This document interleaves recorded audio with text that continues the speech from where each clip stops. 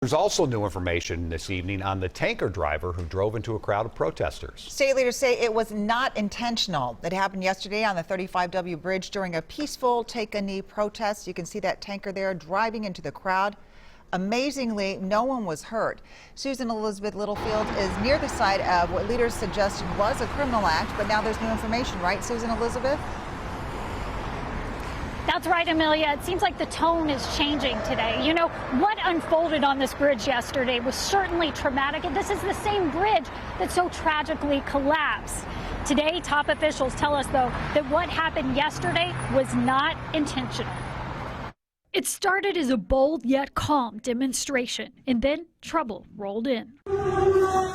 A tanker plowing through a crowd of thousands, barely missing a cyclist, barely missing catastrophe. All of a sudden we look up, we hear honk, honk, honk, semi coming like 50 miles an hour. Turns out the trucker was going even faster. When you didn't see the bodies under the tires of the truck, it was frankly possibly a miracle.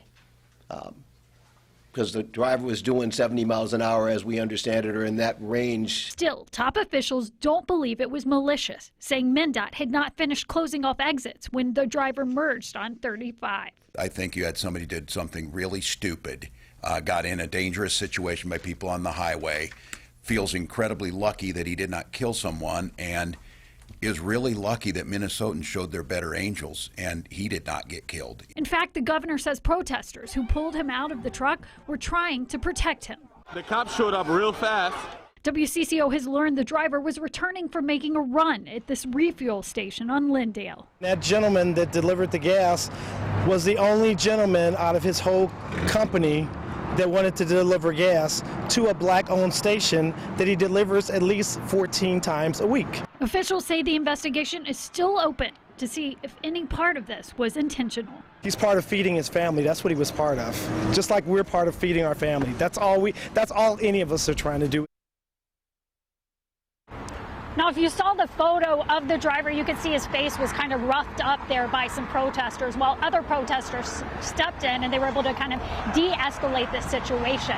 As far as charges go, we are told he was speeding at the time, about 70 miles per hour.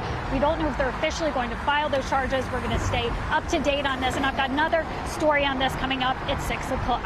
All right, we'll see you then, Susan Elizabeth. Thank you.